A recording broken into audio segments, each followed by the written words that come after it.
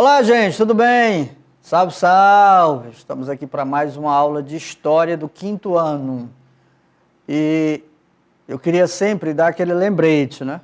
São dois lembretes que geralmente eu costumo fazer no início das aulas. E no final das aulas também. O primeiro é, se você perdeu alguma aula, pede o link lá do seu professor para que você possa assistir a última aula de História, para que você não perca a sequência, ok? As aulas, elas são sequenciadas, os conteúdos são contínuos, ou seja, um conteúdo complementa o outro. Então, se você perde uma aula, provavelmente na aula seguinte você não vai entender completamente o que eu estou discutindo com vocês aqui, ok? E o segundo lembrete, gente, é com relação à pandemia, tá bom? Sempre gosto de lembrar disso, sobretudo para vocês. Geralmente, boa parte de vocês aí que estão do outro lado, são do quinto ano, vocês têm pais, têm mães, têm avós, têm avós, tá certo? Então, cuidado, tá bom? Sempre tomar aqueles cuidados necessários, usar álcool em gel, sair de máscara, voltou, lavou as mãos. Primeiro, tem gente que fala o contrário. Saiu de casa, chegou, lavou as mãos primeiro, depois você tira a máscara, tudo bem? Beleza? Mas vamos lá para a nossa aula de História? E deixa eu perguntar uma coisa para vocês. Vocês já perceberam que a cidade de Teresina tem muito local, que a gente chama de prédios, né? Esses edifícios antigos que estão sendo demolidos para se tornar estacionamento de carro? E aí eu pergunto, o que você acha que isso pode causar? Tá? O que isso pode causar em relação ao nosso patrimônio, à nossa história? Ok? Isso é grave. Então a gente vai discutir hoje exatamente sobre isso. Vamos continuar falando sobre o que a gente já falou na aula passada, só que hoje de uma forma diferente, que é exatamente sobre preservação do patrimônio histórico. Vamos ver nossa habilidade? Estimular a formação cidadã por meio da valorização e estudo dos registros das memórias e dos patrimônios históricos deixados pela humanidade. Olha, na aula passada, eu pedi para vocês conversarem com os avós de vocês sobre a questão de como era algum tempo, de como era no tempo deles, como eles dizem, tá? Então, o seu tempo, você que está aí do outro lado, o seu tempo é esse. Daqui a 30 anos, o tempo vai ser talvez dos seus filhos e filhas. Então, o seu avô, hoje, ele está vivendo numa época em que não é a época dele, em que ele nasceu. Então, a época em que ele nasceu, havia valores, havia costumes, tradições diferentes do que é hoje, como vai ter daqui a 10, 20, 30 anos para frente, ok? Então, quando a gente fala de valorização do patrimônio, é exatamente valorizar aquilo que era, que, de certa forma, nos torna pertencentes a uma tradição, a uma cultura, certo? A certos valores, ok? Bom, e aí eu trouxe algumas imagens para a gente poder já começar essa discussão, porque aqui a gente está discutindo, ok? Então, olha só, se você olhar aqui, essas duas imagens são imagens aqui do centro de Teresina. Era, porque na verdade isso aqui já foi demolido. Então aqui você tem parte de um prédio histórico localizado no cruzamento das ruas Areolino de Abreu, aqui no centro de Teresina, e a Rua Barroso, no centro de Teresina, que desabou no início da tarde desta quarta-feira, ou seja, no dia 11 de janeiro de 2017. E atingiu 2 veículos que estavam próximos. Essa residência, esse prédio, gente, ela foi construída em 1932, por volta de 1930, nessa época aí, entendeu? E se tornou um patrimônio, mas como o patrimônio foi abandonado, e acabou, né, se deteriorando por causa do tempo, e aí veio o desabamento. O que eles fizeram? Acabaram com tudo e transformaram em estacionamento, tá? Então, gente, a gente pensa o seguinte, você pode pensar, mas era um prédio que estava para cair. Estava para cair por quê? Porque não se deu o devido valor a ele.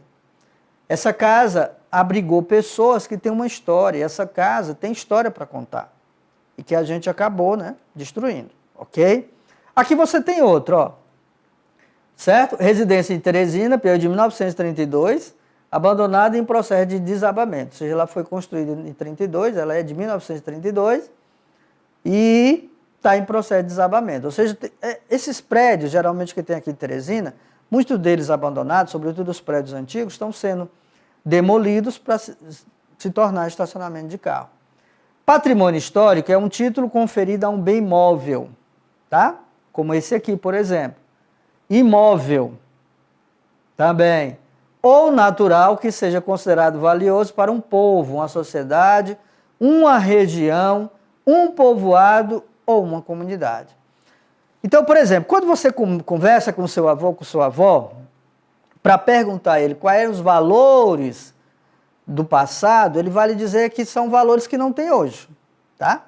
No meu tempo era diferente, no meu tempo não era assim. Tá, tudo bem. Claro que o tempo dele é um tempo diferente. O que a gente está falando aqui é sobre patrimônio. Esse patrimônio que a gente chamou na última aula também, que é denominado material e patrimônio imaterial. O que é patrimônio material? É uma casa como essa, tá? É uma poltrona, tá? Que guarda a história de alguém. É um sofá, é uma foto, ok? E o que é um bem imaterial? Por exemplo, nós temos a capoeira, mas nós temos, por exemplo, se você pegar as tradições, aqui nós temos o Bumba Meu Boi, nós temos o reggae, né, aqui no Maranhão, em São Luís. Então, isso, né, aquilo que não é palpável, que não existe ali como objeto, a gente chama de patrimônio imaterial. Tudo bem? Beleza aí? Está acompanhando direitinho? Então, e o que é patrimônio histórico, gente? O que é patrimônio histórico? O nome já diz, né? Lembra que eu falei na aula passada que patrimônio é um bem que você tem, que lhe pertence, tá? Por exemplo, alguém quando recebe uma herança pode receber um patrimônio, que pode ser uma casa, um carro, um sítio, ok? E histórico? Histórico porque ele já foi construído há algum tempo, né, ou há muito tempo, e está sobrevivendo aí de acordo com o decorrer do tempo. Através do patrimônio histórico, podemos, portanto, conhecer a história e tudo que envolve. Por esse motivo, existem atualmente diversos órgãos que objetivam a conservação e preservação desses bens. Quando a gente fala em órgãos, aqui, por exemplo, no Brasil, nós temos um órgão chamado IPHAN. É I-P-H-A-N, IPHAN, tá? IPHAN significa Instituto Nacional do Patrimônio Histórico. É um órgão ligado ao governo federal, né, subordinado ao governo federal, que exatamente cuida em proteger esses patrimônios, como, por exemplo, as igrejas, as praças, os templos, as tradições, né, como no caso da capoeira, como no caso das danças, a nossa língua. Então, tudo isso cabe ao IPHAN, ok? É mais direcionado ao que a gente chama de bens materiais e imateriais, ou patrimônio material ou imaterial. Bom, e aqui eu não poderia deixar de trazer, né, exatamente uma imagem da Serra da Capivara, gente. Olha só que imagem bonita, tá? Aqui é o Parque Nacional Serra da Capivara, em São Raimundo Nonato, certo? Aqui você tem uma parte do museu, tá bom? Fica aqui do lado, mas aqui são casas de moradores, e aqui você tem um pé de serra, tá? Então, aqui em São Raimundo Nonato, a gente encontra o quê? A famosa Serra da Capivara, onde existe lá o Museu do Homem Americano, que eu vou já mostrar para vocês. Então, essa arte, as tradições, os saberes e a cultura de um determinado povo são patrimônios históricos que devem ser preservados ao longo da história da humanidade, tá? Então, quando você conversar com seu avô, com sua avó, que ele lhe falar que a sua casa, a casa onde ele morou, talvez a casa onde você nasceu, né? Porque boa parte de vocês nasceu aqui em Teresina, mas de repente pode ter alguém que nasceu no interior. Aquela casa que ele chega e diz assim, não, a minha casa era feita de adobo. Aí você diz, o que é adobo? Não sei, porque não é do seu tempo. Adobo, gente, era como eram feitas as casas antigamente. Essas casas, elas eram feitas com grandes blocos de barro, certo? Que eram colados com outro tipo de barro e tipo um tijolo, como se levanta-se uma casa de tijolo, de cerâmica. Tá bom? E essas casas, elas permaneciam durante o tempo por anos, centenas e centenas de anos. Então você não vai entender o que é isso, tá? Mas isso se transforma num patrimônio histórico. Talvez a casa do seu avô, aquela casa do seu bisavô, é um patrimônio histórico. E aqui nós temos, ó, a Serra da Capivara, ó, aqui ao redor, e aqui no centro, olha só, nós temos o Museu do Homem Americano, ok? Ok? Então, aqui fica o Museu do Homem Americano. Aqui a gente encontra um vasto patrimônio histórico da humanidade. Já falei até para vocês que, no caso aqui, se tem notícias que foi daqui onde se originou o homem americano. Quer dizer, o primeiro homem americano esteve aqui, há mais de 35, 40 mil anos atrás. Então, o Parque Nacional Serra da Capivara foi reconhecido pela Unesco, ok? Que é uma instituição ligada à ONU que cuida das Nações Unidas, né? Que cuida dessa parte da preservação da cultura mundial, como patrimônio mundial em 1991, tá? Sendo tombado e inscrito no livro de tombo arqueológico, etnográfico e paisagístico pelo IPHAN, ó, tá lá, em 1993. Quando a gente fala tombado, gente, olha, o que é algo tombado? Tombado é um patrimônio que não pode ser de nenhuma forma retirado nada dele ou implementado nenhum tipo de reforma.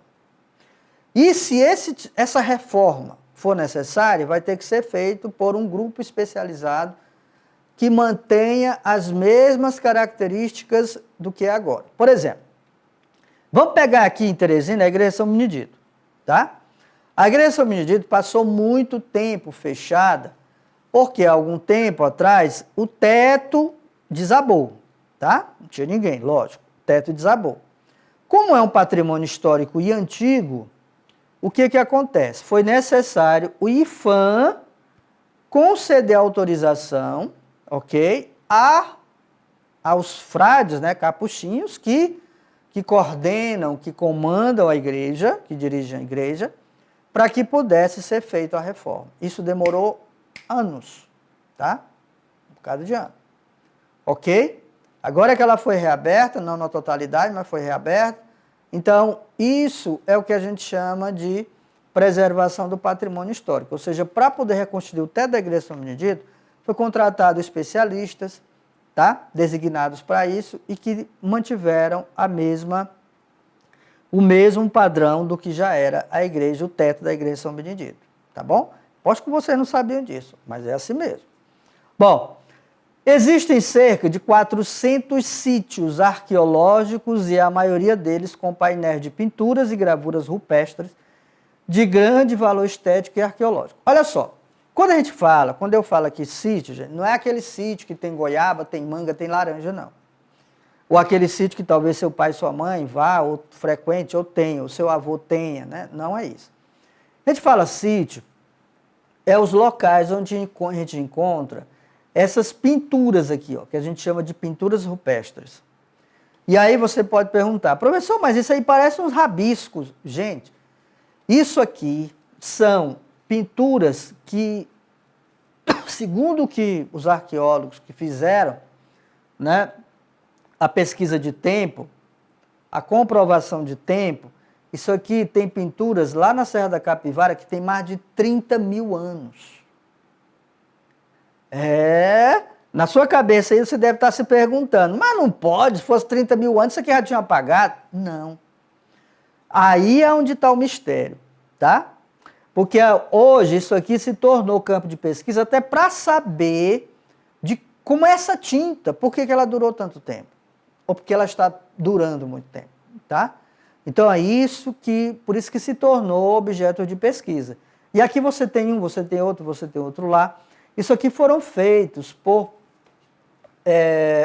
pessoas que estiveram aqui, tá? Essas pessoas existiram há mais de 25, 30 mil, 40 mil anos atrás, então não eram iguais a gente, mas são nossos antepassados, são nossos antecessores, ok? Deu para entender aí o que é sítio, né?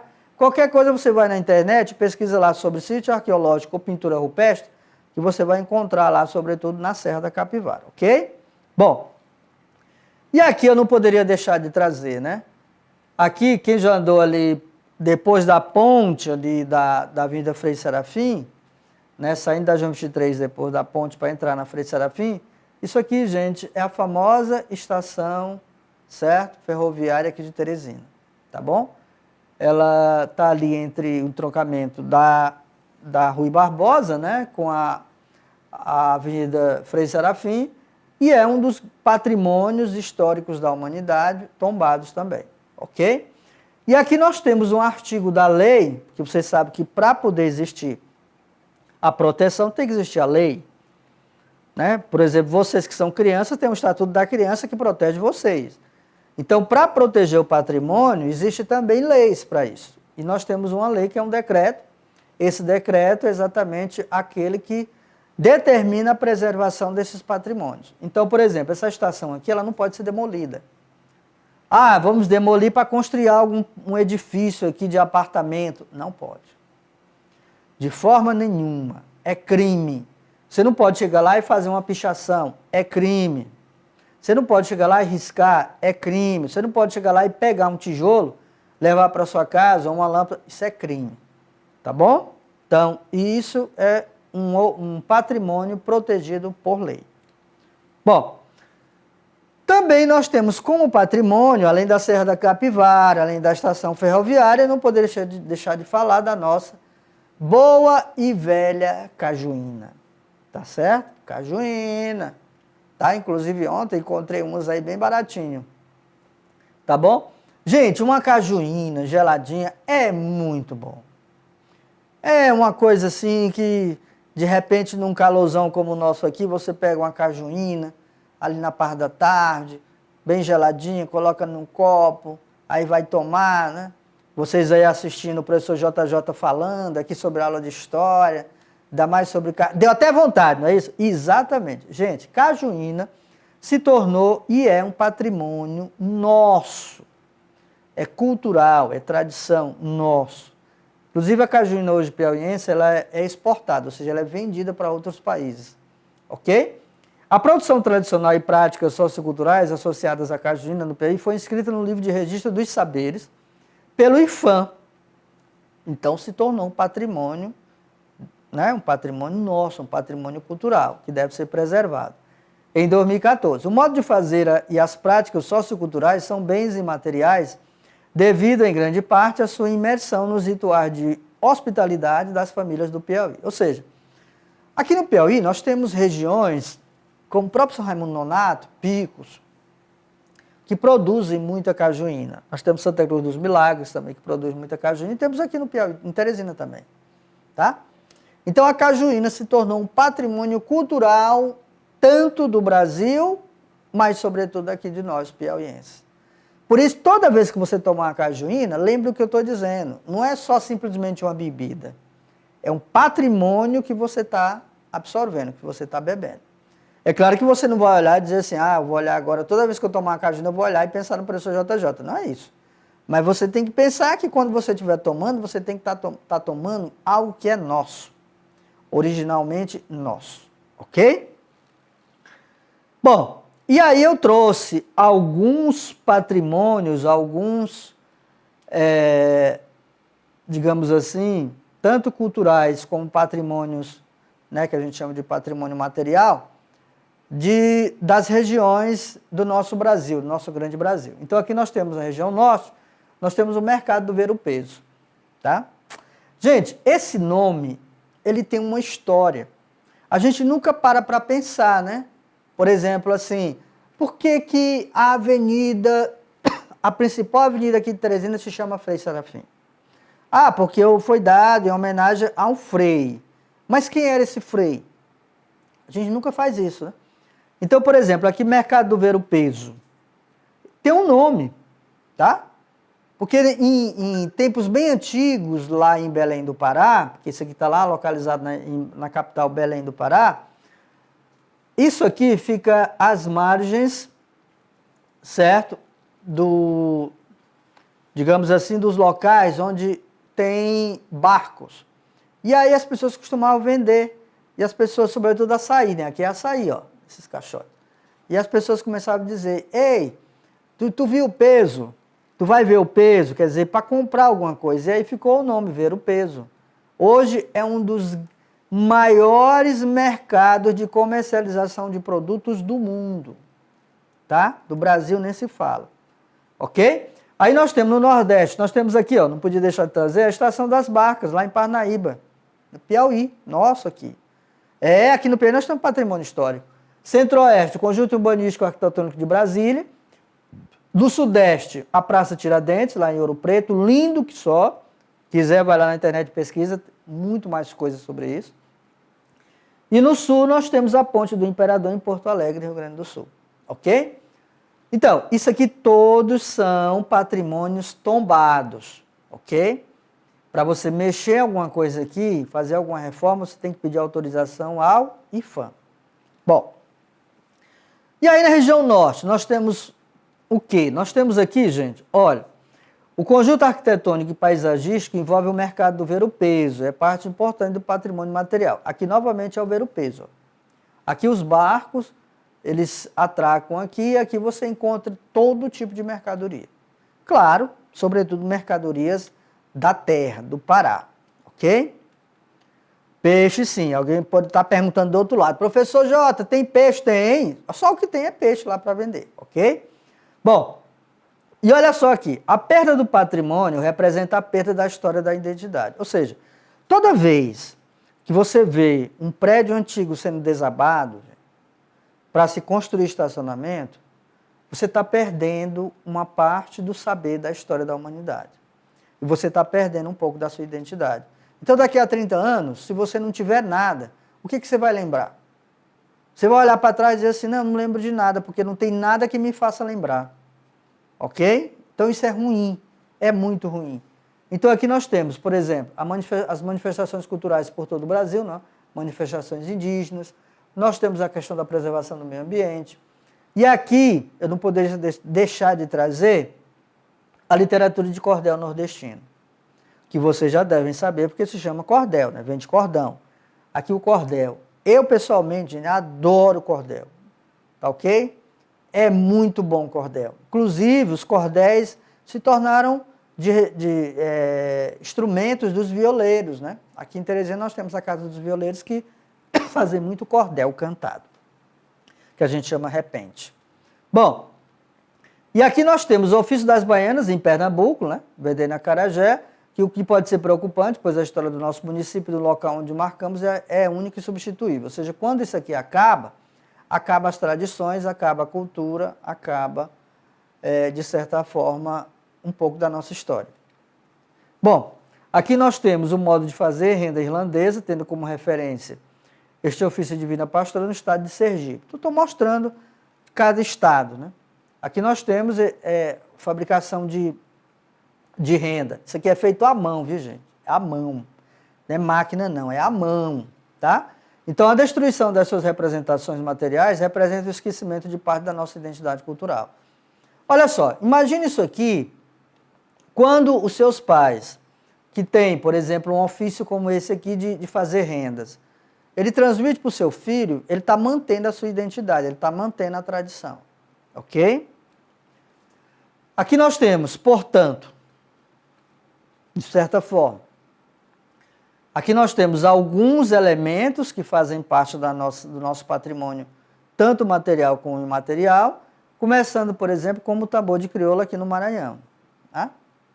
Tambor de crioulo, gente, é uma espécie de manifestação muito tradicional que foi trazida da África.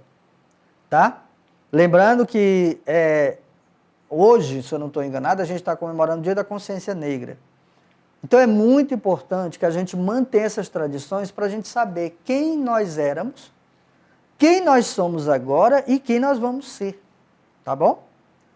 Para que as pessoas possam entender quais eram nossas identidades, quem éramos nós, quem somos nós agora e o que vamos ser. Ok? Gente, um povo sem cultura, sem história, sem tradição, não é um povo. Tá? Ele vive escravizado pela modernidade. Então, muito cuidado com isso. Aqui nós temos a cachoeira de... Olha só, interessante isso aqui. Iauaretê. ou Cachoeira da Onça, lugar sagrado dos povos indígenas dos rios Uapés e Papuri. Isso aqui lá fica lá perto, ali por rumo do Mato Grosso, mas aqui ali em Tocantins, por ali. Mas é interessante, porque isso aqui é natural, gente. Tá? Isso aqui é tipo água mineral, que ainda não foi poluído. Isso aqui é preservado exatamente pelos índios que moram aqui. Aí sabe o que nós, da modernidade, fazemos?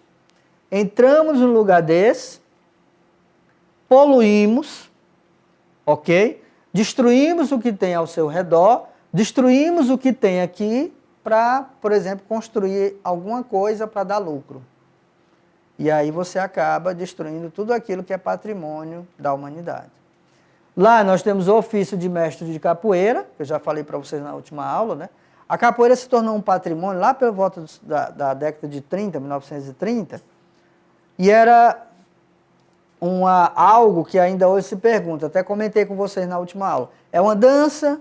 É uma luta? É uma luta, tá? Mas se tornou praticada em forma de dança. Tanto é que tem um berimbau, né? Tem um tambor, etc. Esquecer nossa cultura é esquecer quem somos. Esquecer nosso patrimônio, vocês que estão aí, sobretudo vocês que vão ser responsáveis por preservar esse patrimônio. Então, esquecer nossa cultura, nosso patrimônio, é esquecer tudo aquilo que somos. Você já pensou você chegar daqui a 30 anos, você olhar para trás, não tem nada para contar para os seus filhos? Problemático, né? Bom, e aí vem o nosso desafio. Não tem nada de complicado. Você pode estar, lá, o professor J com tal desafio dele. Gente, não tem nada de complicado. O desafio de hoje está lá no livro de vocês, ó. A exemplo da aula passada. Está lá o desafio está no livro de vocês. O que você vai fazer? Lê o texto da página 166, 167, que está nesse livro que vocês têm aí. Localiza logo aí, vai localizando, tá bom? Então, você vai pegar o seu livro, né? Pega logo aí, eu já disse, você pega seu livro, localiza logo a página 166, 167. E aí, o que você vai fazer? Você vai responder as questões 1 e 2, que está na página 166. Somente as questões 1 e 2 da página 166. Depois, você responde novamente as questões 1 e 2, né? Novamente não. As questões 1 e 2, só que agora da página 167. Então, são duas páginas. 167, 166, sendo que na 166 e 167 tem texto. Então, você vai ler. Por que você vai ler o texto? Porque para você poder responder as questões, você tem que ler o texto. Tudo bem? Então, você vai lá, localiza logo aí, marca, tá bom? Não perde tempo, marca logo essas duas páginas, 166 e 167, e já marca com o lápis aí a questão 1 e 2 da 166 e a questão 1 e 2 da 167. Beleza? Algum problema, alguma dúvida? Não, né? E aí, tem uma coisa que eu queria pedir a vocês. Quando vocês tiverem a oportunidade de sair de casa, tá bom? Pense bem, tá ok? Para que não haja problema com a pandemia. Já falei isso, eu costumo falar isso tanto no início como no final. Tudo bem? Perdeu alguma aula, vai lá, pede o link do seu professor para que não tenha problema. Tudo bem, gente? Então, gente, abração aqui para vocês, tal. E a gente se vê na próxima aula. Tchau, tchau.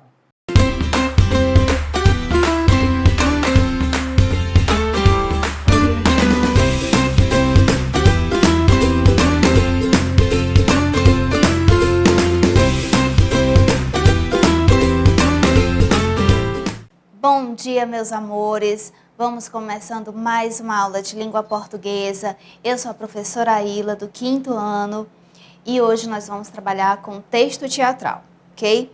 Tenho certeza que vocês já estão ambientados, já estão sabendo o que é texto teatral, já estão sabendo mais ou menos como é que se constrói.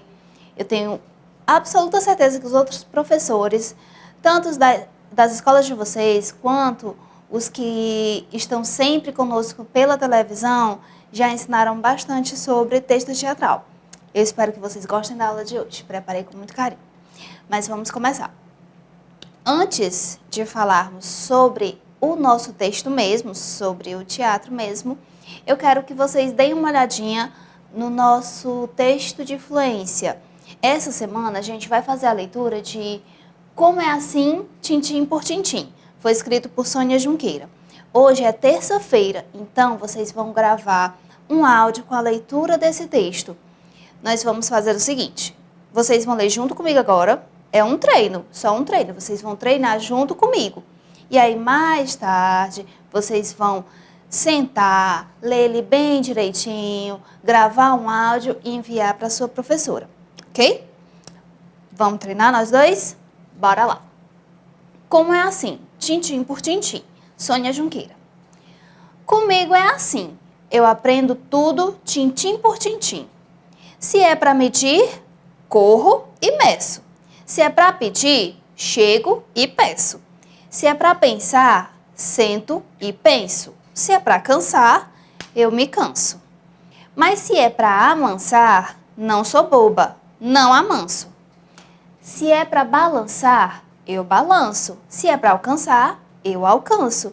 Mas na hora de dançar, não adianta, eu não danço. Se é para eu amassar, eu amasso. Se é para passar, pego e passo. Mas na hora de assar, aí complica, eu não asso. Muito bom esse texto, gostei da leitura dele. Ele é muito simples, muito fácil, ok? A gente treinou agora. Mais tarde, depois da aula da TV, vocês sentam, gravam o áudio da leitura dele e enviam para a professora, ok? Tenho certeza que ela vai adorar receber hoje, ok? Vamos em frente. Olha a habilidade que nós vamos trabalhar hoje. Em cima do gênero texto teatral, nós vamos localizar informações explícitas, literalmente ou por meio de paráfrase, e os trechos que a comprovam.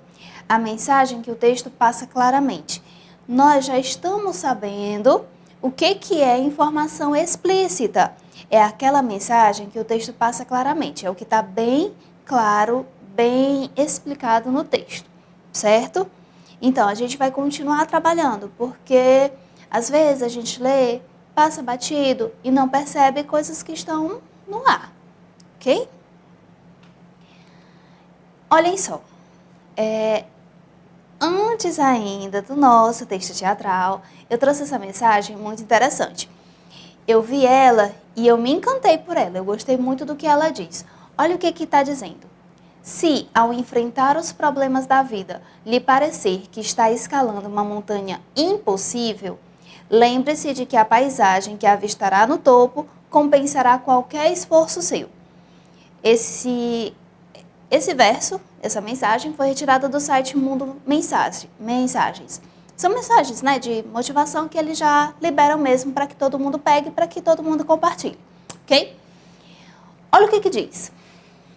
Às vezes a gente está enfrentando muitos problemas, às vezes a vida está muito difícil, a gente pensa que é uma escalada impossível, que é uma montanha de problemas impossível de transpor, que a gente vai só escalando e não consegue enxergar o fim, né? O fim dos problemas, o fim da montanha, o topo, para a gente poder descer e ganhar a glória desses problemas. Mas quando a gente estiver nessa situação, que a gente tiver esse pensamento, a gente tem que lembrar que a montanha, por mais difícil que ela seja de subir, por mais ruim, por mais atropelos que tenha na subida, quando chega lá em cima, a paisagem que a gente vê do topo vale totalmente a pena, porque sempre é uma paisagem bonita. Quando a gente vê tudo de cima, é lindo, tá?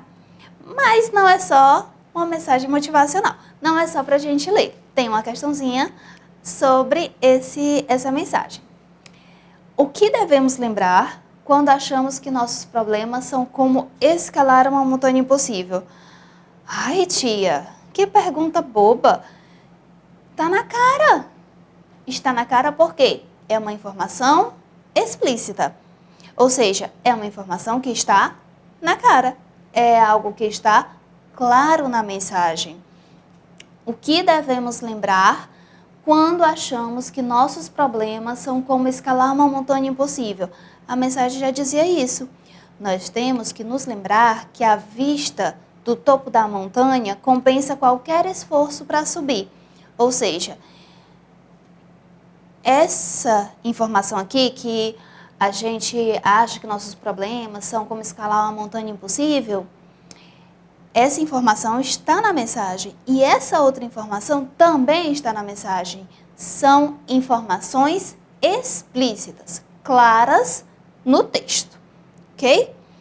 O que a gente vai trabalhar hoje é basicamente isso, tá? Vamos encontrar informações explícitas, vamos entender que elas estão ali na cara, mas que a gente não pode passar por cima. Não é uma leitura rápida, bala, que vai te mostrar essa informação explícita. Você tem que parar e ler com atenção para poder entender o que a mensagem está te passando, ok? Só que o gênero da semana é texto teatral, não é mensagem motivacional. Aquela mensagem eu trouxe somente para a gente lembrar o que é informação explícita e para a gente se lembrar e treinar um pouquinho como é que se encontra, ok? O que eu trouxe para vocês, que eu quero focar mesmo, é um texto teatral muito bacana que eu encontrei e que vai casar muito bem com o que a gente está vivendo hoje, ok? É um texto teatral. Como texto teatral, vocês já devem estar se lembrando características desse gênero, né? É um gênero que é uma história que está sendo vivenciada, representada pelas personagens da própria história. Às vezes tem um narrador que fica em segundo plano começando a história ou conversando com os personagens ou mesmo apresentando alguma coisa que eles estejam fazendo, explicando alguma coisa que eles estejam fazendo, né? Mas o principal, a característica principal de texto teatral, de peça teatral, é que é um gênero textual que não é contado. Não é uma história contada, narrada, é uma história representada. As personagens estão representando a história, ok? E como as personagens vão representar, elas precisam de um cenário, não é? Quando nós vamos ver um texto teatral, ele não começa direto com a história. Ele começa com a ambientação da história. Olha só, o texto que eu trouxe para vocês hoje é Obedecer é Sempre o Melhor. É uma peça teatral para fantoches, ok? E foi adaptada para fins didáticos, tá? Ou seja, foi adaptada para a gente dar aula. Olha como é que começa esse texto. Não começa com as falas das personagens e nem vai direto para as personagens, tá bom? Ele começa assim: as cortinas se abrem e Piteco, que é o P2, é o personagem 2, aparece com a cara fechada. Ele aparece zangado. Enquanto a ventríloca, que é a personagem 1, olha para ele com cara de surpresa e desconfiança. Ou seja, já está ambientando a história, já está começando a estabelecer como é que está o meio em que os personagens vão começar o diálogo, em que a história vai realmente começar, ok? Sabendo desse ambiente, sabendo do meio como é que eles estão, aí sim começa o diálogo. Aí sim a gente começa a história propriamente dita. Vamos lá.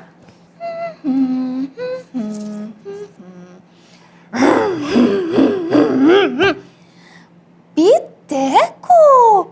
O que foi que aconteceu, Piteco? Por que você tá tão zangado? É a chata da minha mãe.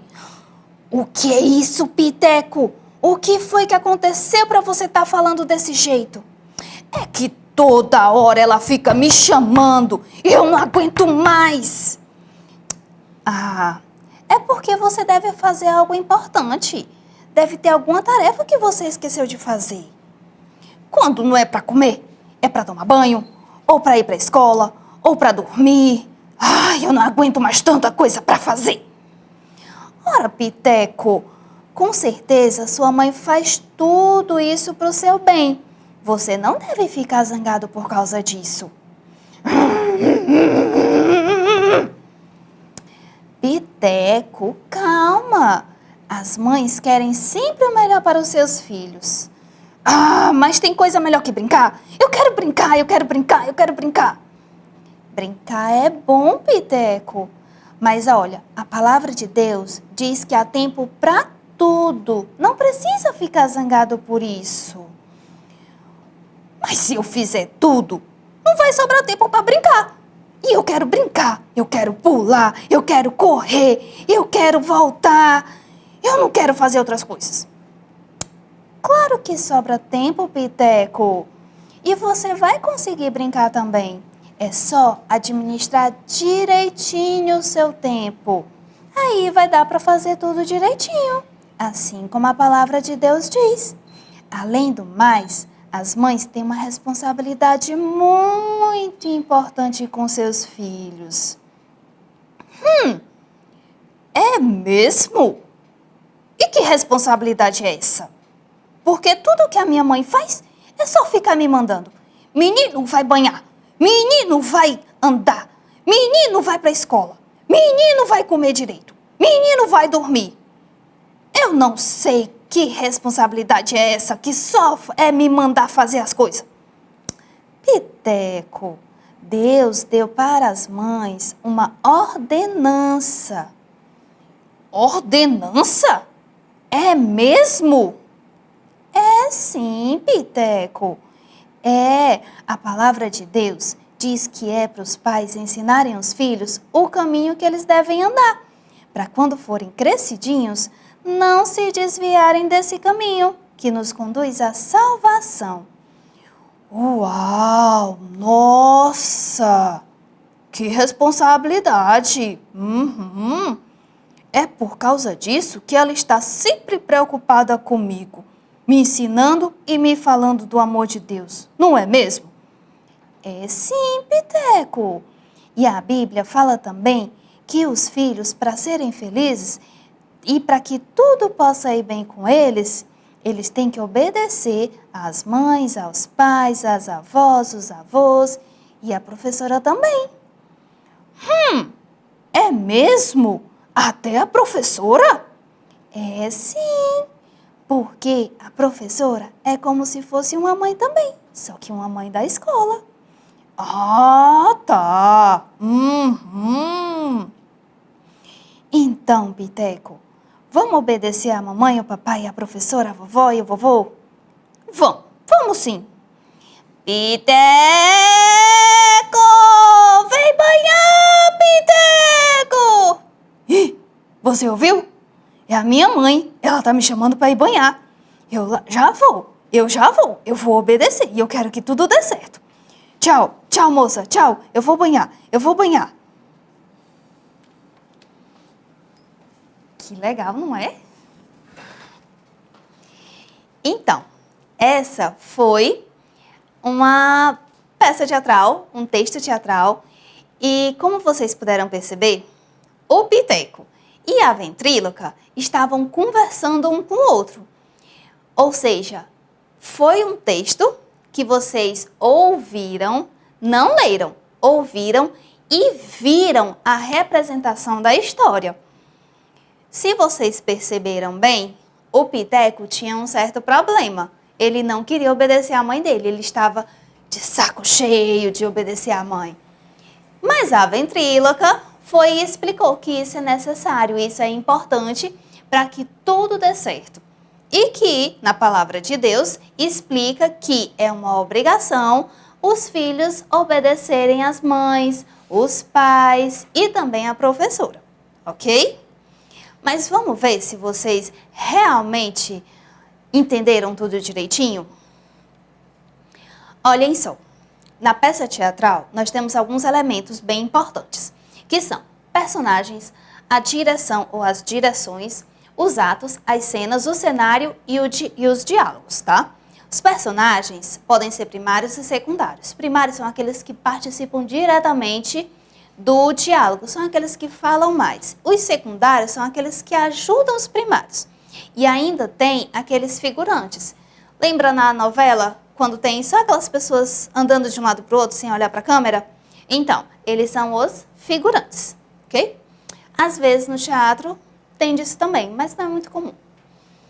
As direções, elas orientam sobre as mudanças de cenário, os movimentos e gestos dos atores. São eles que dizem, ator faz isso, mexe assim, vira a cabeça assim, dá um tom mais realístico. Ou seja, eles vão coordenando os atores para que a história fique bem feita, para que seja o mais real possível e as pessoas gostem do resultado. O público gosta do resultado. Os atos. Ato é o nome que a gente dá para cada parte da obra. Eles são numerados, ato 1, ato 2. Uma mudança de ato implica em mudança de cenário. Ou seja, quando sai de um ato para o outro, muda o cenário.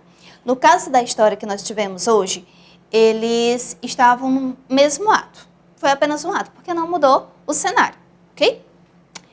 Cenas. Estão dentro dos atos relacionadas com os personagens que entram no palco. Uma mudança de cena implica mudança de personagens ou de disposição daqueles que já estão no palco. O ato é cada parte da obra. A cena é cada parte do ato, ok? Enquanto para a gente mudar o ato, tem que mudar o cenário, para mudar de cena pode mudar ou as personagens que estão no palco, ou a disposição delas. O cenário é o ambiente onde se passam as cenas e os atos e podem representar situações e podem ser fio condutor da história ou não. Ou seja, às vezes o cenário ele já pode dar uma iniciativa para a história, ou não. E os diálogos são os textos interpretados pelos autores. Eles podem ser monólogos. Diálogo, não sei se vocês devem se lembrar, mas em sala a gente já falou sobre isso. Diálogo é quando duas pessoas ou mais falam, ou seja, as duas têm vez e voz para conversar. Já o monólogo é quando apenas uma pessoa fala, ok? Então, às vezes, o texto teatral é um monólogo, é de um personagem apenas, falando para a plateia, para o público. O texto teatral envolve interpretação ou dramatização. O que vocês viram hoje foi a interpretação dessas duas personagens, da ventríloca e do Piteco, ok? Envolve interpretação e dramatização, tá? Normalmente num palco, e no palco está o cenário, ok? Mas vamos em frente. Vamos ver se vocês realmente prestaram atenção no texto. Okay? No texto encenado pelo Piteco e a ventríloca. Tá. Primeira questãozinha. Observe o trecho a seguir e responda a pergunta. É que toda hora ela fica me chamando. Quem está chamando o Piteco? Quando o Piteco disse, é que toda hora ela fica me chamando. Quem é esse ela que está chamando o tempo inteiro o Piteco? Será que é a consciência dele? Será que é a amiga ventríloca dele? Será que é a mãe dele? Ou será que é uma amiga dele que estava na plateia e estava chamando ele? No finalzinho do texto, alguém chamou o Piteco, não foi? Quem foi que chamou ele? Foi a consciência, a amiga ventríloca que estava no palco? Foi a mãe ou foi a amiga da plateia? Então, o que vocês acham? Contagem regressiva para ver se vocês vão acertar. 3, 2, 1. Todos acertaram? Era a mãe dele. Inclusive, era esse o objeto da reclamação dele, que a mãe dele ficava todo o tempo chamando ele, mandando ele fazer alguma coisa e não deixava ele brincar. Segunda questão. De acordo com o trecho, claro que sobra. É só administrar direitinho esse tempo. Aí você vai fazer tudo direitinho. O que é necessário para que sobre tempo para brincar? Tá, vamos por partes. Essa fala aqui foi da amiga ventríloca do Piteco, certo? Ela disse, claro que sobra, é só administrar direitinho esse tempo. Aí você vai fazer tudo direitinho, ok?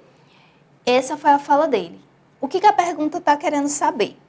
O que é necessário para que sobre tempo para o Piteco brincar? O que ele precisa fazer para que ele faça tudo e ainda tenha tempo para brincar? Será que ele tem que fazer tudo rápido para terminar cedo? Será que ele tem que administrar direito o tempo? Ou será que ele tem que encontrar alguém para fazer no lugar dele? e ele ficar livre? Ou será que ele tem que administrar bem o dinheiro para ele poder ter tempo de ir brincar? O que ele tem que fazer? Fazer tudo rápido, administrar o tempo direitinho, encontrar alguém para fazer no lugar dele ou administrar o dinheiro dele para que dê tempo de fazer tudo? O que vocês acham?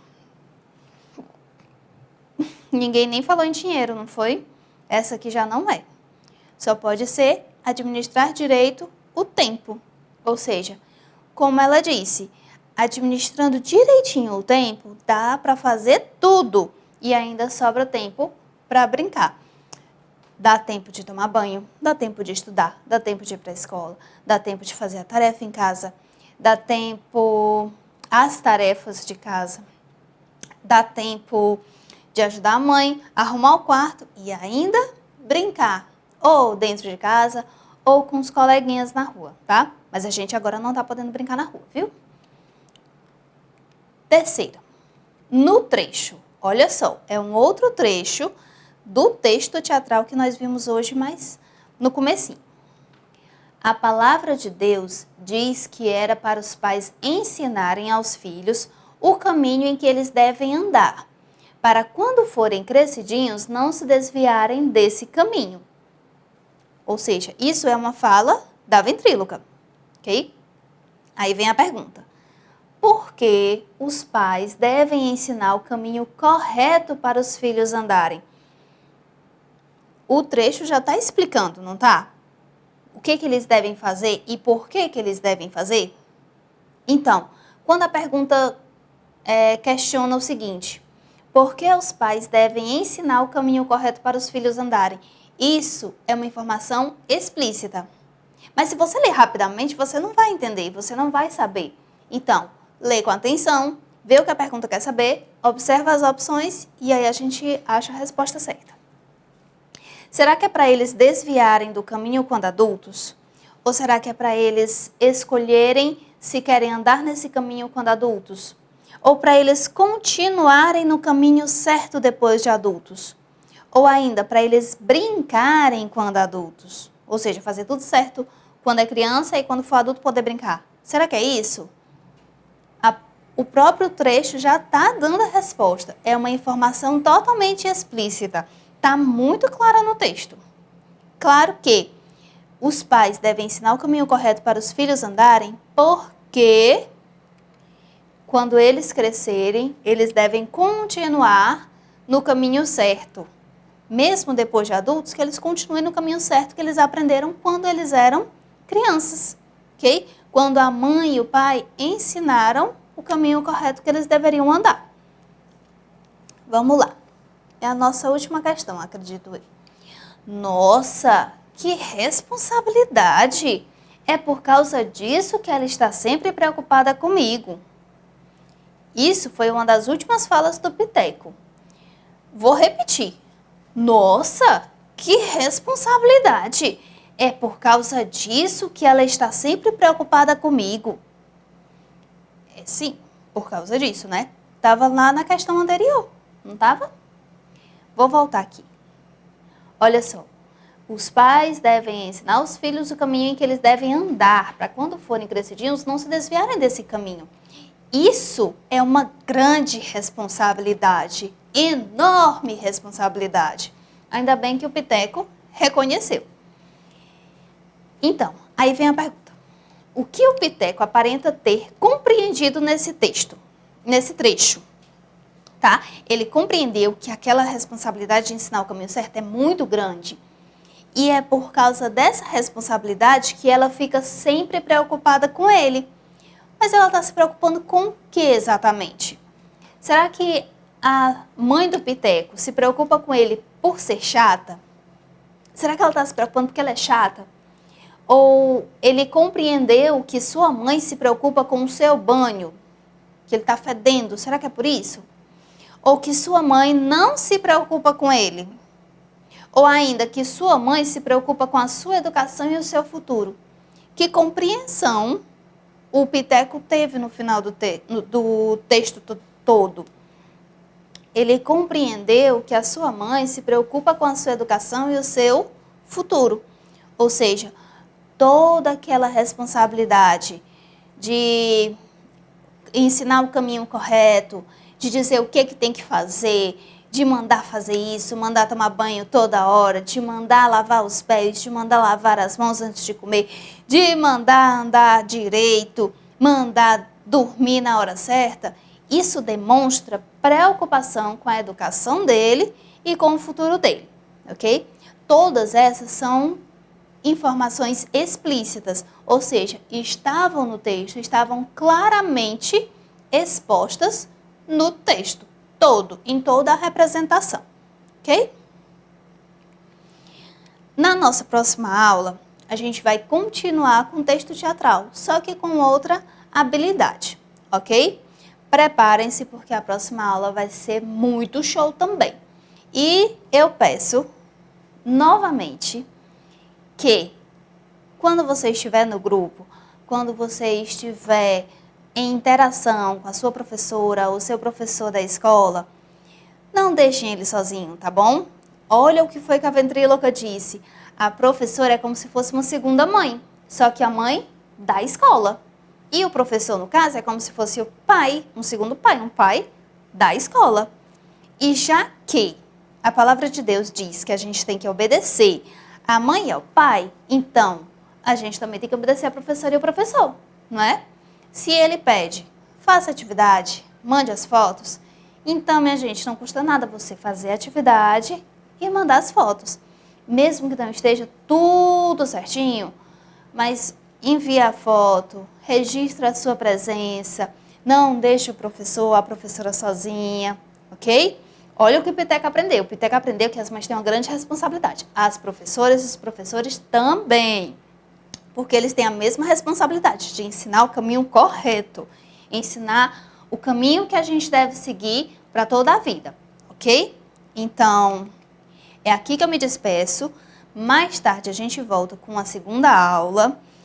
Participem da interação, participem da aula do seu professor da sua escola, façam a atividade e mandem a foto.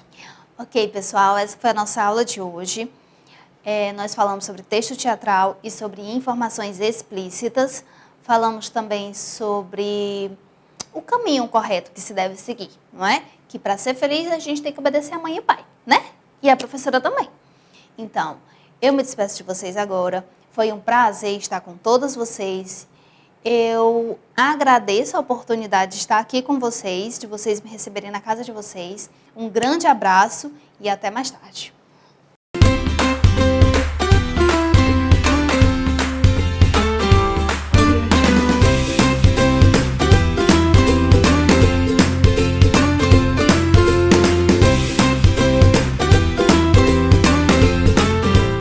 Olá, meus amores, vamos continuar com a nossa aula. Nós estamos falando hoje sobre texto teatral, certo? A gente acompanhou o teatro da aula passada e a gente vai continuar falando sobre esse tema, ok? Mas antes de falar sobre esse tema, eu quero trabalhar com vocês esse texto aqui, que eu achei muito bacana e eu quero que vocês acompanhem a leitura junto comigo, ok? O título é Histórias Invisíveis, é uma peça de teatro engraçada para falar de um assunto sério. Não é uma peça teatral, é uma reportagem que vai falar sobre uma peça teatral, ok? Foi publicado pelo Dino, divulgador de notícias, no dia 17 de abril de 2017. Faz um tempinho já, não faz? Mas vocês vão ver que é bem atual, ok? Vamos lá. Histórias Invisíveis é uma peça de teatro engraçada para falar de um assunto sério. Por meio da experiência lúdica e inspiradora do teatro de rua, o espetáculo Histórias Invisíveis tem o propósito de abordar questões sociais relevantes para a população brasileira, mas muitas vezes invisíveis. Ou seja, tem coisas que estão presentes no nosso dia a dia, mas nós não damos muita atenção. Então elas acabam ficando invisíveis. Não é que ninguém veja, mas sim que, como não dá muita atenção, acaba deixando passar. O teatro de rua se adequa perfeitamente ao nosso intento. A forma como as pessoas são impactadas pela comunicação vira uma rotina por meio da TV ou das mídias digitais. Tudo fica tão automatizado que às vezes paramos de prestar atenção e não nos sensibilizamos mais. Alguns temas precisam ser abordados de diferentes formas para mobilizar as pessoas, ressalta Lucinda Failde, criadora do projeto. Ou seja, olha o que ela quer dizer. As mídias sociais, a TV, elas já são uma rotina do nosso dia a dia. Nós assistimos sempre, nós vemos tudo o que acontece por meio dessas telas, a tela do celular, a tela do tablet, a tela da televisão, a tela do computador. E são tantas notícias, e geralmente são tantas notícias ruins, que nós acabamos não nos sensibilizando mais. Nós assistimos a tudo, mas já não nos causa tanto impacto assim. As coisas ruins já não são tão ruins assim. Aquilo que era tão impactante antes, hoje é comum, porque a gente vê todo dia. É muito rotineiro. Então, já não nos sensibiliza mais. E por causa disso, as pessoas não dão tanta atenção, não dão tanto valor a determinados assuntos e temas que são abordados pela televisão, que são abordados pelas notícias das mídias sociais. Justamente pensando nisso, a criadora do projeto Histórias Invisíveis é que diz que determinados temas, determinados assuntos precisam ser abordados de diferentes formas. Uma forma diferente é o teatro de rua que ela está falando, ok? Mas o texto não acabou. A comédia farsesca Histórias Invisíveis, escrita pelo premiado dramaturgo Paulo Rogério Lopes, inspira-se na comédia dell'arte, que já na Idade Média utilizava o humor e a ironia para abordar questões sociais. O gênero farsa tem sua estrutura e trama baseadas em situações em que as personagens se comportam de maneira extravagante, ainda que, pelo geral, mantenham uma cota de credibilidade. Ou seja, lembra quando ela falou assim, alguns assuntos precisam ser abordados de diferentes formas para mobilizar as pessoas, para sensibilizar as pessoas. Uma forma diferente de abordar esses temas tão polêmicos, tão importantes, é a comédia farsesca, que vai apresentar um espetáculo com situações extravagantes, mas que falam da realidade. Ou seja, é uma forma engraçada, bem extravagante de falar sobre a realidade que não é tão engraçada assim, né? Ok, essa reportagem, se vocês observaram, tem algumas palavras destacadas. Intento, farsesca, dramaturgo, farsa e extravagante. Essas palavras, elas são de difícil compreensão. Pensando nisso, quando eu fui montar o material, eu elaborei esse glossário aqui. Tia, o que é glossário? Glossário é como um mini dicionário que tem logo abaixo do texto explicando o significado de palavras que nós pensamos que as pessoas não vão compreender de cara. Então, quando eu estava lendo esse texto, eu pensei, nossa, a palavra farsesca, a palavra dramaturgo, extravagante, farsa e intento são difíceis. Elas são um pouco complicadas. Como é que os meus alunos do 5º ano vão saber o significado delas logo de cara? Eu pensei, eles não vão. Então eu vou dar uma mão, eu vou ajudar. Coloquei o glossário aqui. Nesse glossário eu coloquei o significado justamente dessas palavras difíceis. Dramaturgo é o autor de peças teatrais, o mesmo que dramatista. Extravagante é fora do comum. É uma coisa estranha, que gosta de esbanjar. Tem aquela pessoa que tem bastante, como é que eu posso dizer? Que tem coisas muito bonitas e caras e gosta de mostrar para todo mundo. Então, essa é uma pessoa extravagante, ela gosta de esbanjar. Farsa tem vários significados. Mentira ardilosa, comédia popular com situações ridículas. Prestem bem atenção. Farsa tem dois significados aqui. Mentira ardilosa e comédia popular com situações ridículas. Lembrem-se disso. Farsesca, relacionada à farsa.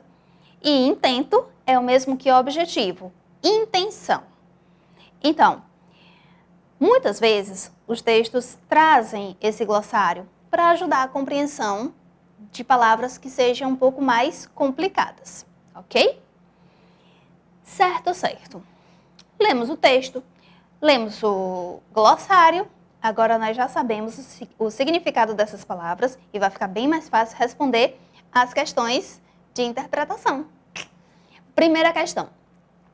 Como o espetáculo de rua apresentado realiza a proposta de abordar assuntos sérios? Vamos lá, voltar. Olha aqui.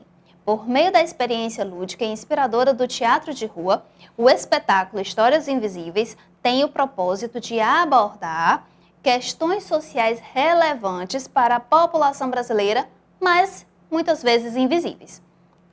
O que a pergunta quer? O que essa pergunta está questionando? Como é que esse espetáculo realiza essa proposta de abordar assuntos sérios? Será que é por meio da experiência lúdica e inspiradora? Ou será que é por meio do impacto pela TV e mídias digitais? Será que é por meio da mobilização urbana? Ou é por meio de interpretações invisíveis? Bem no comecinho do texto ele fala. E vocês lembram quando a gente abordou informações explícitas? Então, essa é uma informação explícita. Ele realiza essa proposta por meio da experiência lúdica inspiradora. Porém, mesmo sendo uma informação explícita, é necessário que se leia com atenção. Porque pode ser que alguém não tenha ouvido muito bem ou não tenha lido com atenção e não tenha compreendido que é por meio da experiência lúdica e inspiradora que o espetáculo de rua vem realizando a proposta de abordar assuntos sérios. Ou, no caso, abordou. No caso, realizou essa proposta, porque esse é um texto já um pouquinho passado, né? De 2017, já faz um tempinho que aconteceu. Segunda questão. Qual a utilidade do glossário ao final do texto? Aquela caixinha com aquelas palavras complicadas que tinham significado na frente, lembram? Então, qual é a utilidade do glossário? É explicar o significado de palavras que nós já conhecemos? Ou é explicar o significado de palavras que não conhecemos ainda? Ou talvez seja explicar a escolha do título do texto? Ou talvez explicar o final do texto? Para que serve o glossário? Para explicar o significado de palavras que não conhecemos ainda, ok? Terceira, relê este significado. Farsa é uma mentira ardilosa ou uma comédia popular com situações ridículas. Qual dos significados é o mais adequado ao contexto em que o termo farsa foi usado? E por quê? Qual desses dois significados? É o primeiro, porque a peça é sobre mentiras contadas ao povo? Ou é o segundo, porque conta a história do povo? Não. Ou talvez seja o primeiro, porque a peça serve de fachada para a lavagem cerebral. Será? Ou talvez seja o segundo, porque, de acordo com o texto, o teatro de rua, com sua experiência lúdica, atende ao intento do grupo, à intenção do grupo. Vocês já sabem, né? Logicamente, é o segundo significado, uma comédia popular com situações ridículas. Ridícula é porque é engraçado. Ridículo, no caso, vai assumir o mesmo significado de engraçado, ok? E aí, com essa experiência lúdica, com essas cenas engraçadas, eles vão abordando assuntos sérios. Mas, nossa aula hoje é sobre texto teatral. O nosso gênero textual da semana é o texto teatral. E hoje nós vamos abordar a seguinte habilidade: inferir o sentido de palavras ou expressões. A gente já vem fazendo isso, né? Nas questões anteriores, nós já estávamos trabalhando sobre o significado das palavras e qual sentido uma determinada palavra vai assumir de acordo com o contexto em que ela se encontra, ok? Inferir o sentido de palavras ou expressões. A palavra no contexto. O que ela significa naquele determinado contexto, ok? Para abordar essa habilidade, eu trouxe hoje, agora, algo diferente para a gente trabalhar, tá? É um texto bem bacana, de uma forma diferente. A gente está trabalhando texto teatral, não é? Então, nada mais lógico do que trazer uma peça teatral para vocês. A gente já trabalhou isso na aula anterior. Vamos continuar. Só que esse texto teatral é totalmente diferente daquele, tá? O texto se chama O Homem que Olhou para Cima. Foi escrito por Rui Jobim Neto e foi modificado para essa aula aqui, ok? Vamos lá. Tum, tum, tum, tum, tum, tum, tum. Ei, o que o senhor tá vendo aí? Psh, ele tá vendo alguma coisa? O que será? Psh, fiquem quietos vocês dois. Fica quieta por quê? O que o senhor tá vendo aí? Eu tô vendo que vocês simplesmente não são capazes. Tem uma beleza lá em cima que vocês não são capazes de ver porque estão mergulhados nesses seus umbigos. Como é? Eu não tô mergulhada em nada, não. Psh, ei, calma. Deixa ele falar. Ah, eu nem te conheço. Por que eu vou ter calma? E por que eu vou ter calma com ele também? Ele não quer dizer? Então não diga. Pra que eu vou ficar olhando pra cima? Pra um pombo vir sujar meu rosto? Não, eu tenho que trabalhar. Não posso me sujar, não. Ele não quer dizer? Ótimo. Eu também não quero mais saber de nada. Mas, moço, foi você quem começou isso tudo. Ah, isso foi mesmo. Eu tava aqui sem mexer com ninguém. Foi você que chegou.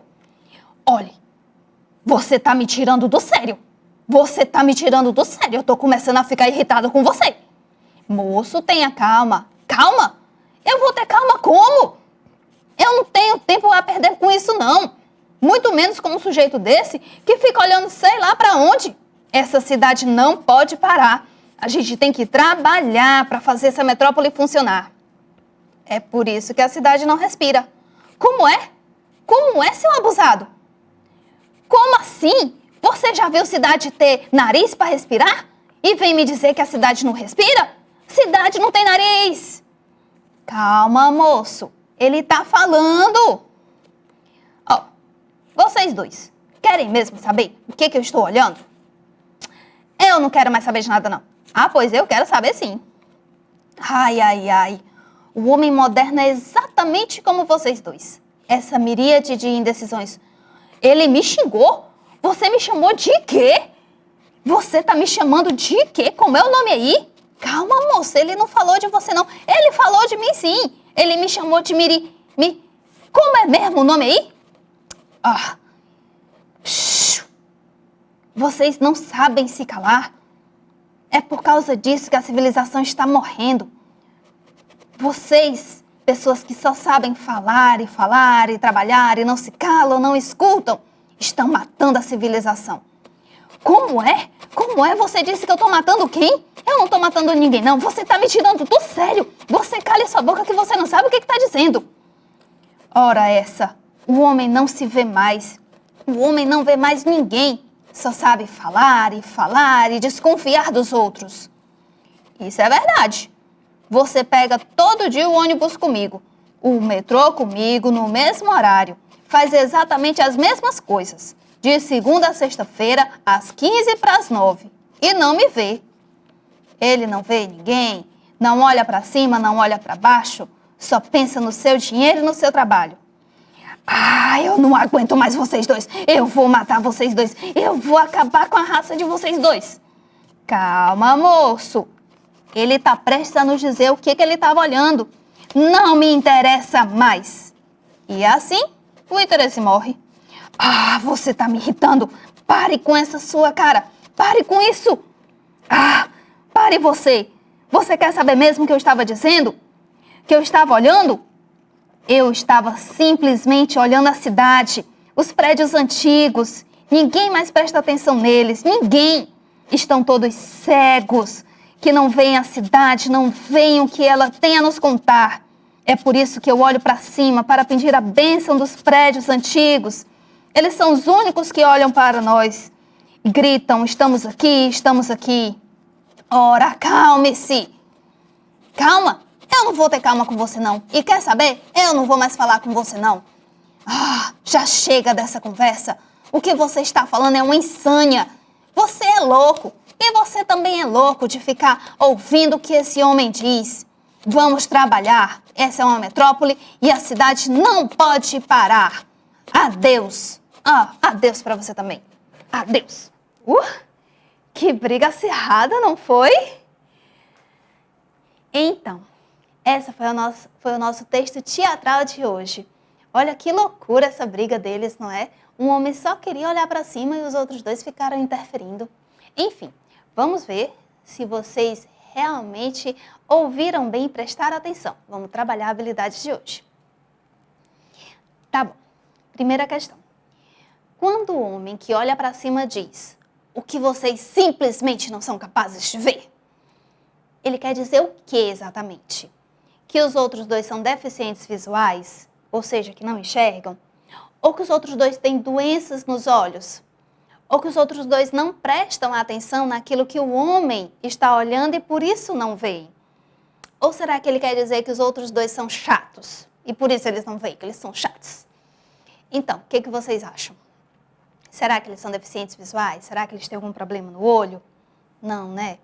Eles simplesmente não estão prestando atenção.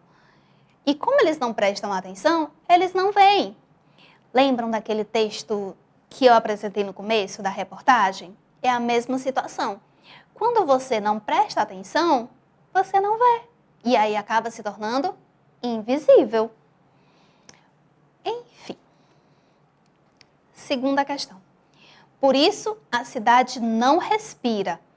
O que o homem quis dizer nessa frase? A cidade não está respirando. Será que a cidade está com o nariz entupido? Será? Será que a cidade é uma pessoa e está com asma? Ou será que a cidade é um organismo vivo e doente? Ou talvez a cidade não tenha oxigênio? Ou, na verdade, será que o homem quis dizer que a cidade é um lugar cheio de pessoas que só trabalham sem parar, não tem tempo nem para respirar com calma, nem sentir o ar fresco e nem olhar as belezas da vida? O que será que ele quis dizer? O que vocês acham? Será que a cidade está doente, com o nariz entupido? Ou será que ela não tem oxigênio? Não, né, gente? A cidade não tem nariz.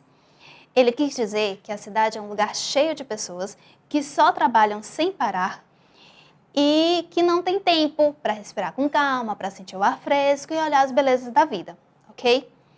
Ou seja, nesse caso, não é a cidade que não respira, são as pessoas que fazem a cidade que não respiram calmamente, ok? Por quê? A cidade não é só o conjunto de construções, é também a quantidade de pessoas, as pessoas que moram naquela cidade, ok? São as pessoas que fazem a cidade. Se as pessoas não respiram, não se acalmam, não têm paciência de respirar o ar fresco e de se aliviar, é como se a cidade não respirasse, ok? Vamos em frente. No trecho, o homem moderno é exatamente como vocês, essa miríade de indecisões. Qual sinônimo melhor substituiria a palavra destacada sem alterar o sentido? Miríade é uma palavra que tem muitos significados, muitos sentidos. Pode significar cópia, infinidade, copiosidade e sem termo, ok? Do mesmo jeito que outras palavras ao longo do texto. Mas essa palavra em particular eu gostei. Qual desses significados, qual desses sentidos poderia substituir a palavra miríade no trecho sem alterar o sentido? Será que ficaria correto dizer o homem moderno é exatamente como vocês, essa cópia de indecisões? Ou será que poderia ser substituído por essa infinidade de indecisões? Será que continuaria com o mesmo sentido se dissesse essa copiosidade de indecisões? Ou talvez esse sem termo de indecisões? Qual desses significados seria adequado para substituir a palavra miríade? Eu sei que vocês já sabem. É óbvio, né, gente? Infinidade. Porque quando ele diz que o homem moderno é exatamente como vocês, que situação que eles estavam? Um homem ainda queria saber o que ele estava olhando. Já o outro não queria mais saber. Ele já estava irritado, ele não queria mais saber de nada. Só queria que o homem parasse de olhar para cima e fosse trabalhar. Antes, os dois queriam saber. E agora um queria saber o que ele estava olhando para cima e o outro não queria mais saber. Ou seja, eles não conseguiam se decidir. Era uma indecisão generalizada. Um queria saber mesmo e o outro não queria mais saber. Não quero mais saber. E ponto final. Então, quando ele fala essa miríade de indecisões, essa infinidade de indecisões, é porque as pessoas, elas, ora querem uma coisa e ora eles não querem mais. Então, ele está fazendo, como se fosse uma analogia, uma relação daqueles dois homens que estavam discutindo, os três, né? Com a sociedade em geral. Existem aquelas pessoas e aqueles momentos em que a gente para e olha para cima. Talvez não para os prédios antigos, mas olha para o céu pedindo ajuda a Deus, ajuda ao infinito ou naquilo que a pessoa acredita.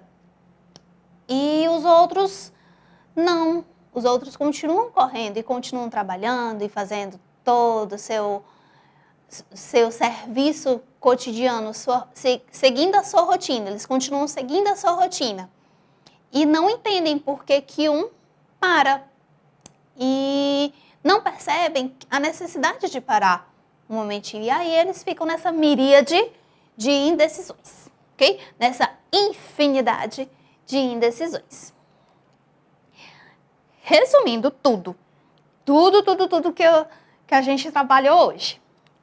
As palavras podem assumir diversos sentidos, dependendo do contexto em que elas se encontram.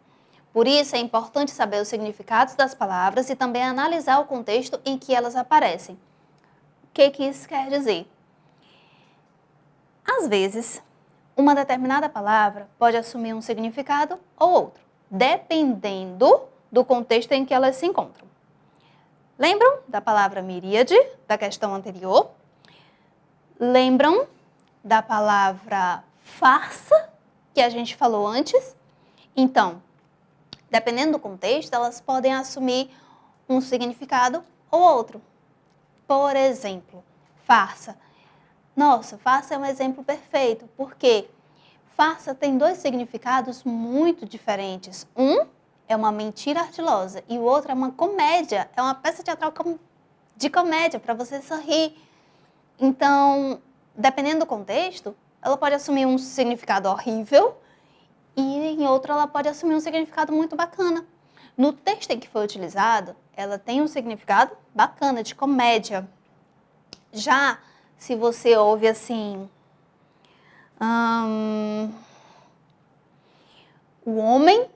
um determinado homem inventou uma farsa para sua esposa para explicar o desvio do dinheiro do salário dele. Olha só, um homem inventou uma farsa para justificar o desvio do salário dele para sua esposa. Nesse caso, farsa não vai assumir o significado de comédia, mas sim de mentira ardilosa. E nesse caso, o significado é horrível, horrível de todo jeito. Enfim, dependendo do contexto, uma palavra pode ter um significado ou outro. A gente tem que ter dois pontos importantes aqui. O primeiro é você saber o significado das palavras e para isso você pode pedir ajuda ao dicionário, ou o dicionário de papel mesmo, que é o livro que você vai folhear, ou o dicionário virtual, que é aquele que você pode acessar no seu celular, no seu smartphone, computador, enfim, no seu tablet também. O dicionário ajuda a gente a saber os significados que uma palavra pode assumir. E o outro ponto importante é que você tem que observar o contexto em que a palavra está inserida. Dependendo do contexto, ela pode assumir um significado ou outro, tá? Tem que se atentar para esses dois pontinhos. Saber o significado, os significados da palavra e observar o contexto para saber qual significado é o mais adequado para aquele contexto em que ela está inserida. E o segundo, texto teatral é um gênero relacionado com a dramatização ou representação da história pelos personagens. Ou seja, às vezes a gente confunde peça teatral com narração, mas não tem como confundir. O texto narrativo, ele é contado por um narrador, ok? É uma pessoa que está contando, pode ser um personagem ou pode ser um observador, mas ele está contando a história para você. Já na peça teatral, não. O texto teatral é muito diferente. Por quê? No texto teatral, são os personagens da história que estão te mostrando a história. Eles não estão contando, eles estão mostrando, vivenciando, dramatizando para você ver os gestos, as expressões, as falas, os textos que eles usaram, ok? É muito mais rico de detalhes do que uma narrativa. Porque na narrativa você só sabe a história, só sabe os fatos, né, da história, quer seja fictício ou não. Já no texto teatral você vê a expressão dos personagens envolvidos, você vê o gesto que eles usaram, você vê como eles se comportaram, ok? Dá pra gente ver as diferenças, tá? Bem, meus amores, essa foi a nossa aula de hoje. Nós trabalhamos texto teatral com duas habilidades bem interessantes. Eu espero que tenham gostado da aula. Foi um prazer estar com vocês. Peço encarecidamente que participem da aula da escola de vocês com a professora de vocês. Mandem as fotos das atividades, façam perguntas, interajam com ela, tá? Muito obrigada por estarem comigo hoje. Eu sou a professora Aila, dando tchau, tchau para vocês e até a próxima.